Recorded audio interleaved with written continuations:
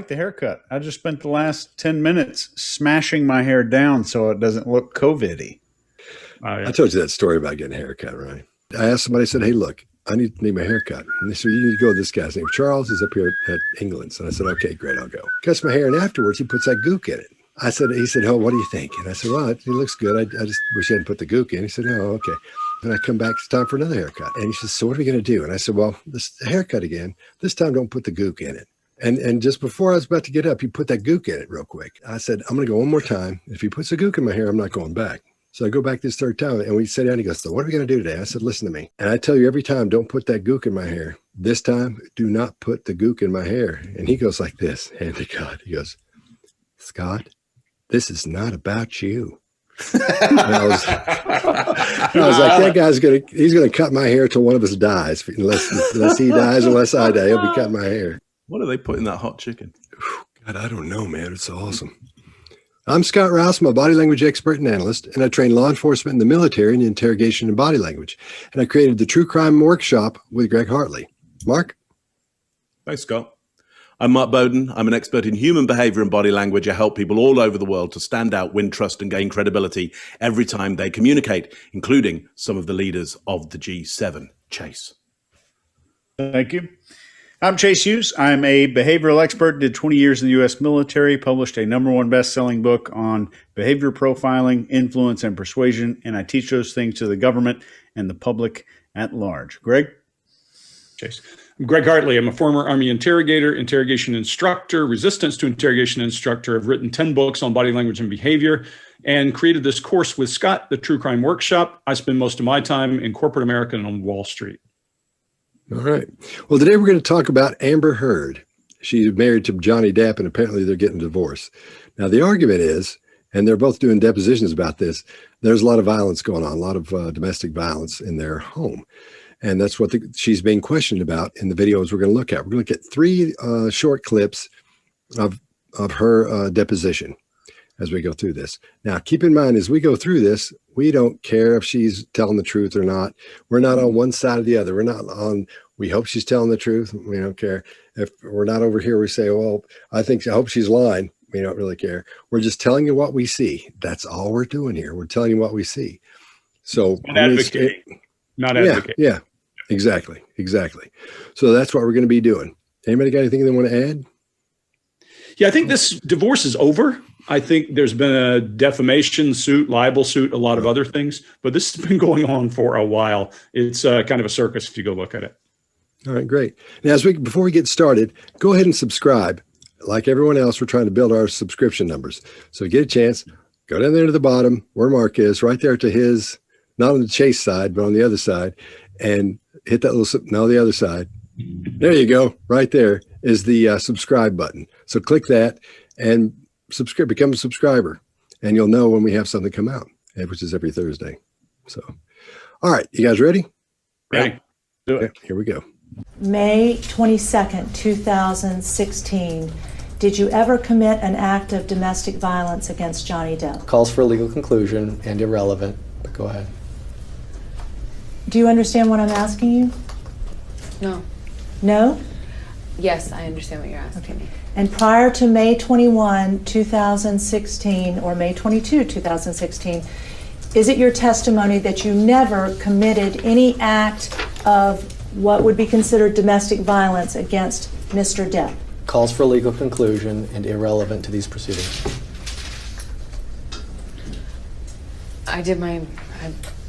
No, I did my best to defend myself and not get seriously hurt or be a doormat to whom this happens to all the time. All right. Greg, you want to go first? Yeah, so a couple of things here. She starts off, you'll see what we refer to often here as mouth grooming, but she's eating. So let's just write that off as off the baseline. I don't think that has anything to do with this.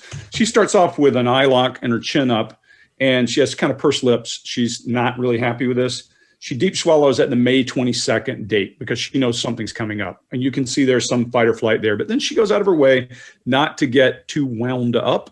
And she does do some sacred space in this one as she crosses her body, creates a barrier and starts to adapt. I refer to that as sacred space, and everybody will have their own version of that. But as she does that, she goes into what, Chase, I think you most likely are the guy who branded it on this team, the resume statement about what she was doing, instead of going straight into, no, I did not. And you can see, you're going to see her do this over and over and over. She uses the biggest barrier she has, and that's her attorney. You'll see that over and over and over in this. She'll look at him before she answers the question. And I would say, if I'm trying to figure out what's going on in her head, because she lowers her voice and then she says, the one thing I think is more telling or more meaningful to her than anything else in this entire thing we're going to watch, I was trying not to be a doormat to whom this happens all the time. I think that, more than defending herself, was what she was saying. And we're probably going to hear a lot of things from her in these coming pieces. But that's what I had. Chase, what do you got? We see massive, massive eye accessing cues right at the beginning. So we see almost kind of going around the entire circle here. And this I have seen many times when someone's trying to recall something they've been coached, or I'm not alleging coaching, witness prep. Someone has been prepared a certain way. I prepare witnesses as part of my job. And we see that a lot when they're trying to recall what to say, what do I do? But I also think that that is a potential deception indicator. So let's see if there's anything else that feeds into that. We also see a lot of chin boss movement throughout this. And that's genuine. I think there's legitimate shame present here, or grief. And this big cross body arm movement is something that is very, very common with people trying to protect themselves. It's actually more common in women than it is men. And the single shoulder shrug happens directly when she says no, when she gives her denial. And all of her denials throughout this whole thing are couched and hesitance. And I will say something. When any attorney, any good attorney, prepares a witness for a deposition, they're going to say, wait a few seconds before you answer to give me an opening so I can object to opposing counsel. And that's just trial prep 101. You need to wait a couple seconds, give me a window to object before you start answering or say yes or no. Because if you answer before the attorney objects, the answer is still on record. Even if you strike it from the record, it's still on the record as being stricken from the record. And if the judge decides to keep it, that's something they call spontaneous utterance. So that could be one of the reasons, but we see her in all these other interviews. She's fine to answer questions, doesn't really over hesitate or over exaggerate any of these movements like we see here. So I think there's a likelihood of deception for this one statement. Mark, what do you got? Yeah, so all in white there and buttoned right to the top. So quite an conservative, almost slightly austere dress for her. So I think that's a clear statement of trying to look, conservative and relatively innocent. And then she's quite minimized for a lot of the time. She minimizes even more throughout this, but she starts at quite a minimized level. So again, trying to look or looking a little bit at risk, essentially there. When I see, I concur with you there, Chase, that we see lots of eye accessing cues. We see probably a memory of the event and then her eyes going up, remembering that she's most likely been coached, been advised to have a specific story about this, not necessarily how she might recount the memory, but a different way of recounting that memory. And I think she goes from that to a new access up there. Now, however, having said that, I went and looked at some of her baseline of her on chat shows, and her head really does wander around all over the place, and her eyes wander all over the place. So that eye wandering is within something of her baseline of when she tells a story, and partly how she creates quite a comic narrative around things, how she entertains people. We see the mouth grooming as well in her baseline of being on chat shows. So again, many people might, note those things as being quite out of the ordinary. I think they are more pronounced, but they're still within a baseline there. There's something here, therefore, for me around she's very much in a performance mode here, or it's similar to the performance mode we see her in. I just want to point out, I've seen in other people have tried to point out that that they think it's weird that she says, no to do you understand what I'm saying. The no is a no to the previous question. The yes that comes afterwards is does she understand what's being said? That's what I've got. Scott, what you got? I think what we're seeing here is a combination. Maybe she was prepped. You can tell she was prepped, but we're seeing a combination of things here. Having been in this situation a lot and having to deal with a lot of getting somebody ready for witness preparation. When she rolls her eyes, I think what she's doing is it's a combination of what Chase said, but at the same time, she's pretending to look for the time, like she's actually, because she's being videoed and she's got viewers. Somebody's gonna be looking at this later on, some people like us maybe, and those attorneys she's dealing with as well. So I think we're seeing part of an acting show she's putting on there. In other words, I think I agree with you, Chase, but at the same time, I think it was so quick. I think what she's doing is a show there to look like she's thinking, look like she's looking for the answer as people look around and look for answers. And when she looks down her nose at these people when she's giving the answer, I think that hints at a narcissistic behavior, narcissistic personality. She's been told to give very broad answers. So that's what you do in these cases. You don't say, don't do this, this, and this. You want to give as broad an answer as you can so it can be read either way. Well, she meant this by that, not this specific thing. You don't want to go into a microscope, but you want to go in and give them a big old hunk of stuff and you want to spread it out. So that's why her answer is so odd sounding. At the same time, she's looking for how she's not, I don't think she's the smartest person in the world, but that's why she's having a problem making this broad, because she's been told to do these things, that she has been prepped, but she didn't listen because she's an actor and she thinks she can remember all of these things to say. So that's why she's looking around for the things she's supposed to be saying. She's not ready for them. And I agree with you, Greg, because what she's doing, she's leaning in and toward and almost on that other attorney, because she's using him as a barrier as well, and as a protector to take care of her. At the same time, showing, I've got somebody in this with me. I'm not wrong. I've got these attorneys here because this guy keeps butting in, which he's fairly aggressive, I would say, to say the least about that. And then when she starts fidgeting, that's just a group of adapters to get rid of some of that built up stress and tension. That's because I'm sure she's been sitting there while we saw this. And that attitude of just being fake and phony sort of shines through here, I think, from my point of view. I don't know if it's because I've seen it so many times, you can just spot it once you see it, but it's fairly obvious. And I think women, if a woman is watching this, I think that she'll be able to see exactly what I'm talking about, because they pick up on that stuff fast, a lot faster than men will. That's what I got. So a point I'd like for us to discuss. Mark, I get people say, well, she's an actor and you can't read actors' body language. Well, not true, because an actor has only so much control over muscles and everything else that anyone else does. And most actors internalize, and then the symptoms come out as how they actually act well. I would say the internal eye movement, and then I'd want your comments on that, Mark, but the eye movement, everything she did with the exception of that demonstrative one is all internal conversation. It's down, left, down, right, down, left, down, right. And down left is typically, hey, I'm talking to myself about something, and down right, I'm feeling something.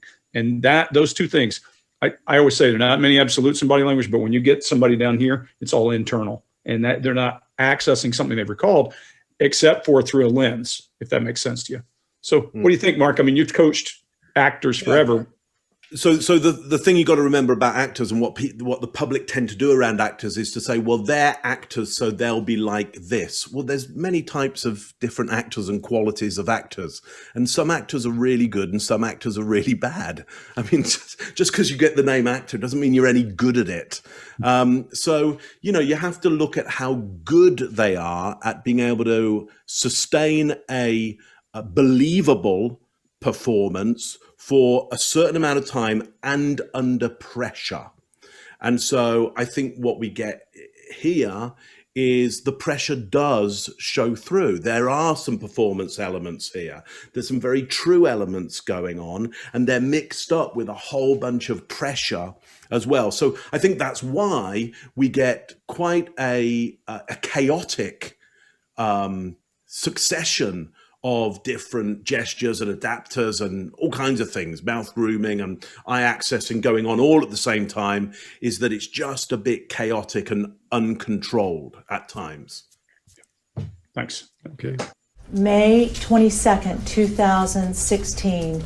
Did you ever commit an act of domestic violence against Johnny Depp? Calls for a legal conclusion and irrelevant, but go ahead.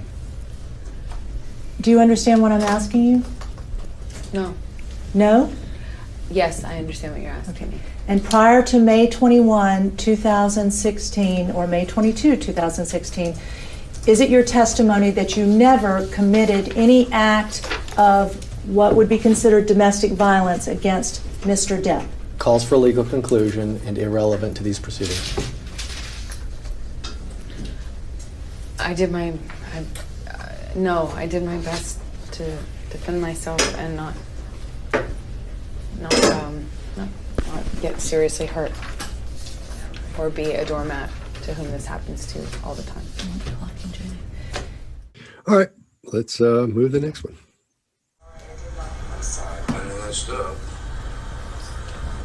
Do you recognize the voices on that tape? Mm-hmm. And who are the people on that tape? It's Johnny and I. Okay. And is Johnny describing an act where you made a door go into his head? Objection, harassing, argumentative, vague. I was trying to escape from a room where Johnny was attacking me. And in order to escape, I was trying to get onto the other side of the door, attempting to close the door, and he was attempting to get in despite my attempts to try and escape an assault. All right, Mark, what do you got? Okay, so more minimizing, gets even tighter in there. Frustration, I think, in the tone of voice, going into anger. Here's why I think we get anger, is we see that hair flick beforehand, and I would suggest that is often a faint signal. It's a distraction signal from, here I come, I'm coming at you right now. So watch out. We see Kamala Harris do it in the vice president's debate. A little flick back with the head just before she goes into what she thinks will be a really good attack on Pence. And then we get that very kind of considered and angular voice of frustration around escape, room, attacking me, escape, close in, escape the assault. She starts putting stress on the words that she wants the audience of this to most latch onto, which is the idea of her being cornered, closed in, and trying to escape from a room where there's an assault and an attack going on. That's what I got for you. Scott, what do you got? Thanks, Mark. All right, I think when she's eating, she's using that as, when your brain tells a lie, when you tell a lie, your brain has to do three things, and I'm always talking about this, but it has to stop and keep you from telling the lie. It has to create the lie, then deliver the lie. That's what she's using the food for. She's using it as that barrier to give her a little bit more time before she delivers her answer. Because on some of these things, she's got to come up with that emotion that goes along with this. And we see this one ramp up her emotion toward this, or as she starts dealing with this. When she's eating, it's almost like she's dismissing the person that's talking to her. It's almost like when you're talking to someone, or you'll see someone in a deposition and they're trying to make the people who are asking them questions angry. You'll see them start picking lint off, like they're just, doesn't matter, that person's there, they're totally ignoring them. I think that's what she's doing as well. Coming from that perspective, I don't think she sat down and planned that out. But as she's doing it, I think that's what's going on there. Then when the question is Johnny describing an act where you made a door go into his head?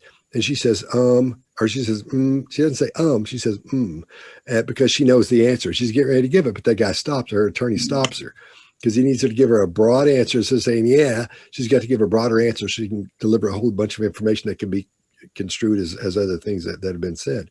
Now, when she starts saying, I was trying to escape from a room. This totally goes against the way she's been talking up to that point. She's trying to ramp up that anger as she goes along, and she's trying to build this picture inside these people's minds. So that's why we see when she stops, she's not loping. I always say loping, you're just telling a story like that. When she stops and she starts talking like this because so-and-so happened, that's what she's doing. She's trying to ramp that up, and she's making sure what she's saying is right because she knows she did this. It's on record. She did this, and she said she's done this.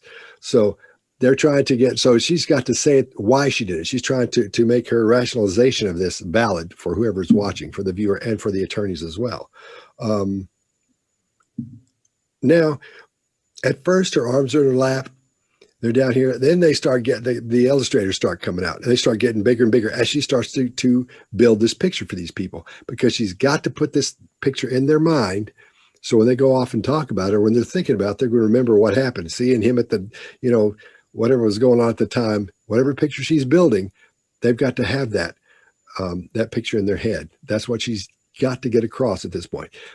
I think they did prep her in this situation, and I'm not so sure I don't think it's bad prepping. I think she just doesn't listen. I think she thinks she knows it and how to do it. She's an actor, and I can remember all that. I think she hears it once and then says, I got it, and then comes in and tries to pull it off, and it's not working. That's why she starts making those things large as well. Chase, what do you got? Yeah, I agree with both of you guys fully. Eating is actually common in some of the more advanced witness prep. So it either A, helps to calm the witness down, or B, give the witness an appearance of being calm. And we see this in Brad Pitt movies where he's talking to somebody eating an apple at the same time. It makes him look casual and confident. And that actually does help. And there's some other things in here. When a good person that's prepping a witness is talking to them, he'll give them a great piece of advice to make what you say stick in someone's head. And this is called show, don't tell. And this is great advice for writers. So think of the difference between me saying it was hot and me saying the sun was beating down, everybody was soaked in sweat and sunburned. So one of them I showed you, the other one I told you, but the one I told you isn't effective. I showed it to you and you knew it was hot. And you probably imagined a whole scene of things instead of just temperature was X amount of degrees. So one more quick example. If I say she was confident, that is showing or telling. What do you think? That's me telling. So if I say she strode into the room and everyone there turned to look, that's showing you what happened. So I'm giving you an image instead of telling you exactly what's going on. And no matter what job you're in, if you want an image to stick in someone's head, show, don't tell. And that's one of the things she probably could have done better with her story here. The attorney objection is a very welcome relief for her. Her head snaps in that direction immediately. I think she also realized she didn't pause. But I thought it was interesting there's contempt here, showing her canine to opposing counsel during her testimony. And I think there was, again, genuine chin boss movement here. And if you're watching this right now, try to tighten this muscle right here without turning your lips downward. We'll all do it. We'll all do it for you. It makes it happen.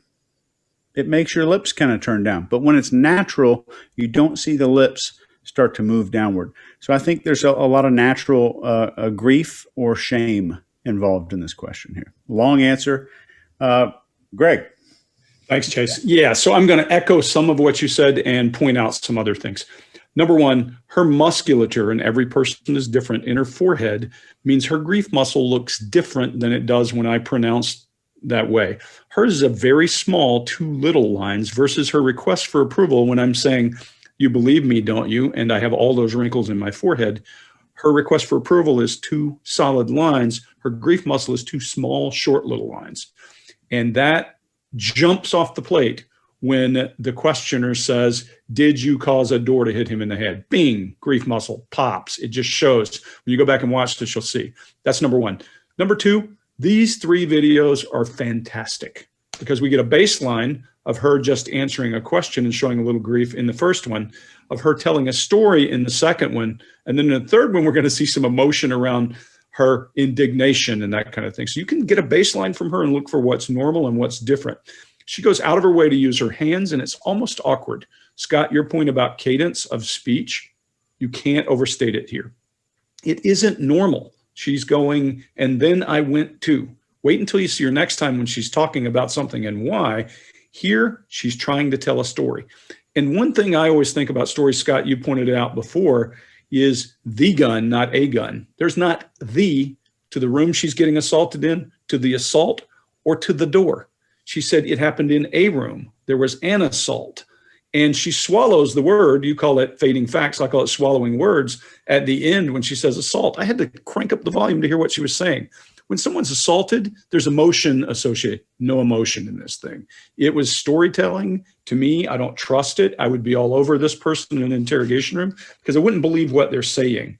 There are a list of things. Stories are definite. These are indefinite articles. And when you're asking a question in a deposition or anywhere else, anytime you give a person a question, will, have, did, are, you're allowing them an out. You're not forcing them to tell you what happened. Those are leading questions, and they allow the person to just say yes or no. Or in very well lawyered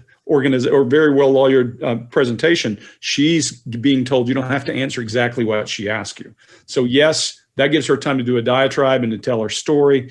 And she is in storytelling mode and in great actor here. This to me is the least believable of the 3. That's what I got. Okay. Do you recognize the voices on that tape? Mm-hmm. And who are the people on that tape? It's Johnny and I. Okay.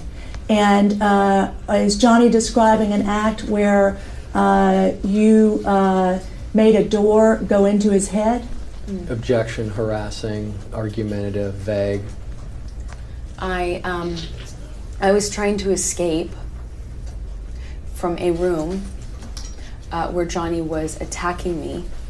And in order to escape, I was trying to get onto the other side of the door, attempting to close the door, and he was attempting to get in despite my attempts to try and escape an assault. All right. Anybody want to add anything? No. All right. Let's move. At any time, have you ever hit Johnny Depp? Answer it however you wish. You've already asked, and she's already answered, and you interrupted her.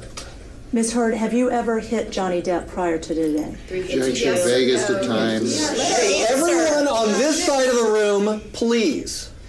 Objection 352. It's not relevant to the domestic violence proceeding. Overruled. Thank you, Your Honor. Answer it however you want to, including the way you were just, if I'm you asking wish. for a yes or no answer. You don't have to answer it the way she wants you to answer it. He was about to push my sister down the stairs. She was attempting to break us up. I am protective over my baby sister. When he laid hands on her, I don't know what I did, but I know I jumped in between the actions that I saw could lead to a fatal injury to my sister. She was standing on the top of a flight of stairs, and she has never hurt anyone in her life, and she does not deserve to be pushed down the flight of stairs. And it looked like she was about to be. And I would have done what anybody who has a child or a sister would have done. I acted defensively in her life. I saw her standing on top of a flight of stairs and trying to interrupt a fight in between him and I. I don't know what part of my body I put in between me and him and her. But I would have done anything. I would have done anything to prevent her from being pushed down a flight of stairs. All right. Chase, what do you got? So I'm gonna Tarantino this. So I'm gonna start in the middle here. So when she is in the midst of these people in the courtroom freaking out, I think it's very interesting how she scans each one of them individually to see whether or not they're on her side. Granted, that's my opinion, but I think a person who is telling the truth about being abused and all this stuff is probably less likely to turn and then scan each person individually. I thought that was a very interesting point here. And there's genuine grief on the forehead the moment she says somebody who had a child or a sister, as if those two were the same thing. And her baby sister, by the way, is a fully grown adult. There's genuine hand movement to the beat of her testimony. There's genuine anger when the upper lip rises, exposing her teeth. There's genuine chin boss movement. There's genuine anger when she says, I would have done anything. We saw the sclera, the white part of her eyes, get exposed there. And none of that really means that she's innocent. And here's why. A person who is doing that, who might have egged on a situation. So they're fighting. She might have caused a situation, may or may not have. And then the sister gets involved. Absolutely, she's going to protect her sister. Whether or not she was the causal factor of that is not part of this question and not part of this statement that she's making here. So whether or not she was an abuser or she was domestically abusing Johnny is not part of this statement. So her answer is genuine in the fact that she's angry of being questioned that she was there to protect her sister. And Scott, what do you got? All right. When she's going back, when she's looking at everyone, at those different attorneys, she goes back and forth between those two. Here's what I think is happening there, because I've seen this as well, plenty. She leans into the first attorney and she's blah, blah, blah. And she goes to the second one. Now, when she goes to that second one, she's ramped up a little bit. And that ramp up is the show for the first one as she ramps up, because that one's at that point, that person becomes watching her do something. They're part of the conversation, but it's not directed at them at that point. Then she moves from the second attorney back to the first attorney, and it gets even more. It gets even bigger at that point. And that's a show for the second attorney as this thing grows. And it goes back and forth and gets bigger and bigger, because the first attorney's going, geez, he's getting mad. And the second attorney, once it goes back to the other guy or the other woman, goes, geez, she's getting mad. And it starts getting worse. Those are a show so she can start ramping up. I'm not doing this and that and that. And then, Greg, I'm not doing so-and-so because Mark, you don't know what it is. And Chase, I'll tell you what. And so it's a show for everybody to watch. That's what I think she's doing there. So I think I agree with you. But at the same time, I think that's one thing she sees as important to pull across, because this she did. We know from her testimony before, if you've listened to any of this, because we watched a long form of this, this happened. So again, she's trying to make this valid. That's why that story has to be great. Now, she can easily ramp this up because she's talking to, she puts it in that mode of a mother protecting her child. And she puts her in the form of, I'm a protector. And that's why I have to do this. That's when she says, my baby sister. That's what I think anyway. I'm sure Mark's going to say something about that, but that's what's happening there. So she takes on the thing, I'm a protector, and this was going to happen. And that was going to happen. I can't let that happen no matter what. So she starts getting madder or even more angry or angrier. Again, she's leaning toward that attorney hard this time. So she's not only saying, using him as a barrier, but she's also using him as, this is part of, they believe me too, as they're going through this. And I'm sure that guy's doing this. No, he's shaking his head. Oh yeah, give him one of those numbers. So she's showing she has people backing her up as well. Another thing that bugs me about this, we don't see the expression of anger in her eyes at all, not even a little bit.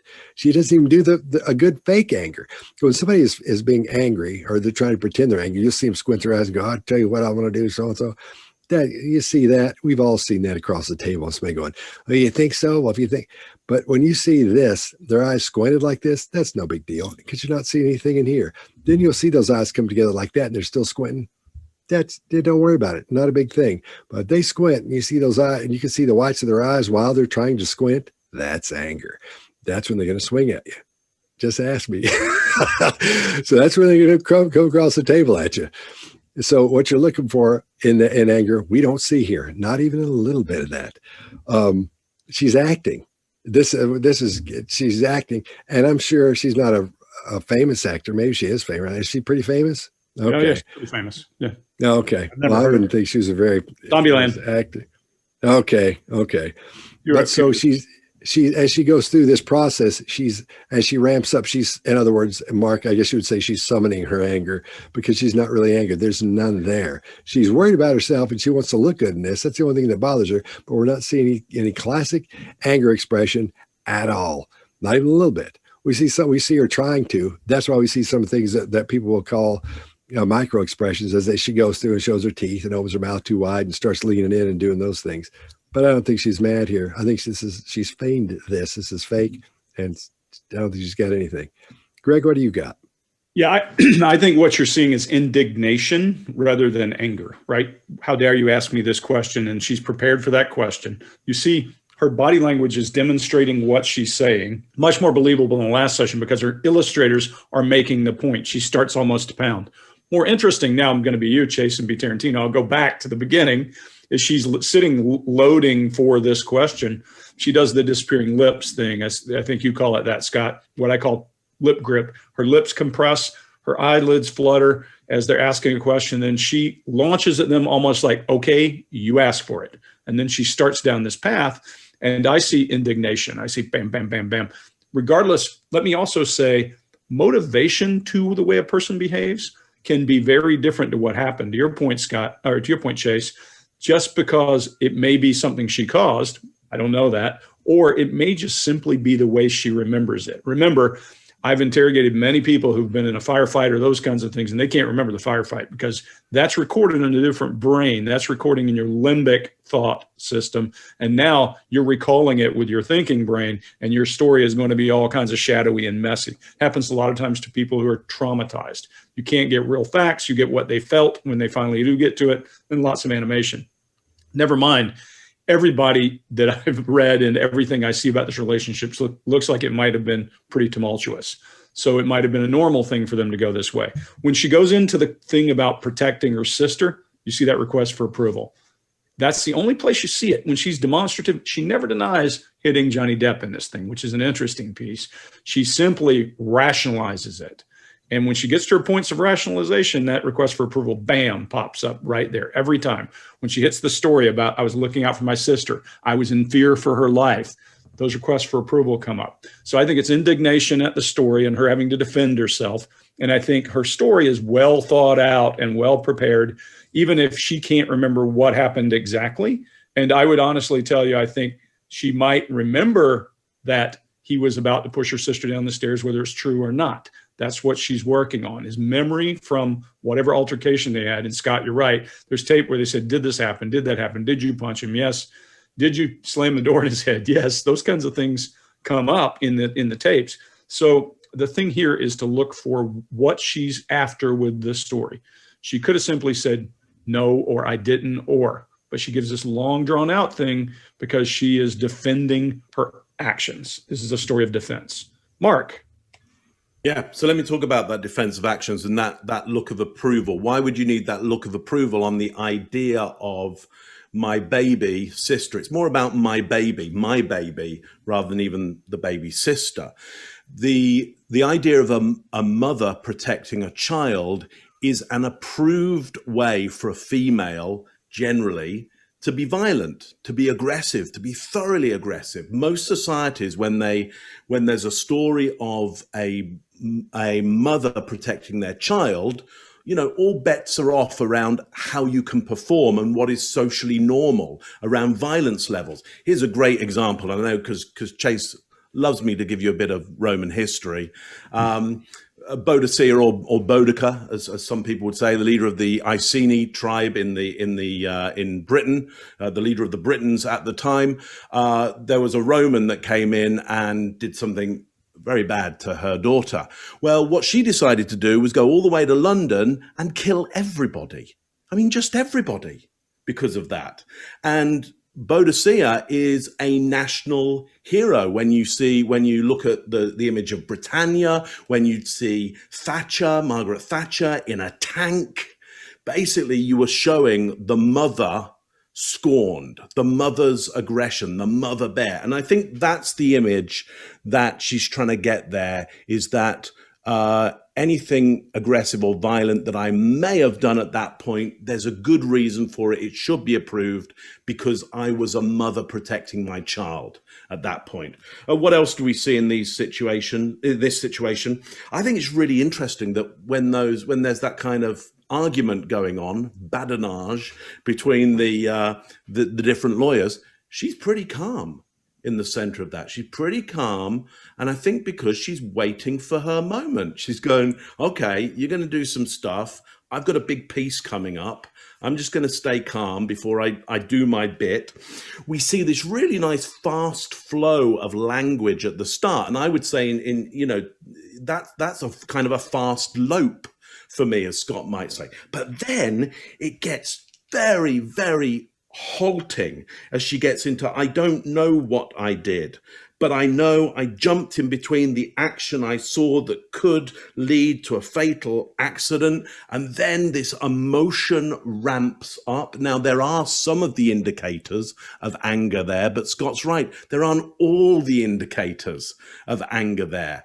I think this is a prepared piece that is designed to ramp up into some anger and the image of the mother so that the audience get a sense of, we know exactly why you may have done something that you maybe don't even remember because you were a mother protecting your child at that point. But yes, for me, it lacks some of the elements of real anger, potentially because that mother protecting the child maybe wasn't there at the time. And so the real mother's anger isn't actually installed there. There's my bit. Wow. I think some of the forehead or lack of forehead movement is due to Botox. Could be.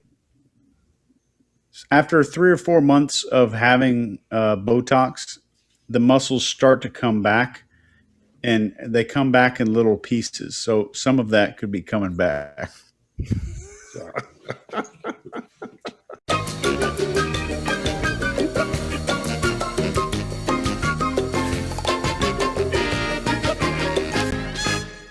I think you have to go look at her baseline and see, is that her musculature? Because I think it's just, people are different in the way their muscles work there. And, like if you make a brow, you don't have all the wrinkles I have. It's just the way our brains, the way our heads are formed.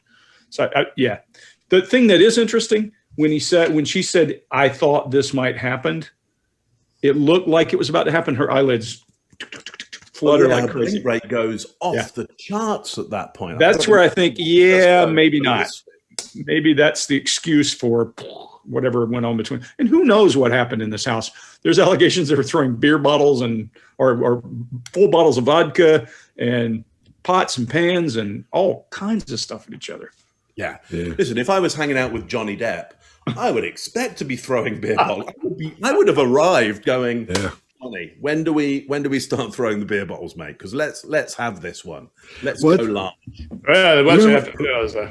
Remember, Mark, when you were talking about how that argument started at the beginning, and he was telling everybody to settle down, and she got real calm because she likes that. It doesn't bother her at all. She's used to it, and she lives in that world. If I was there and the lawyers were going at it like that, I'd be like, there's trouble going on. Oh yeah, you see a lot of this.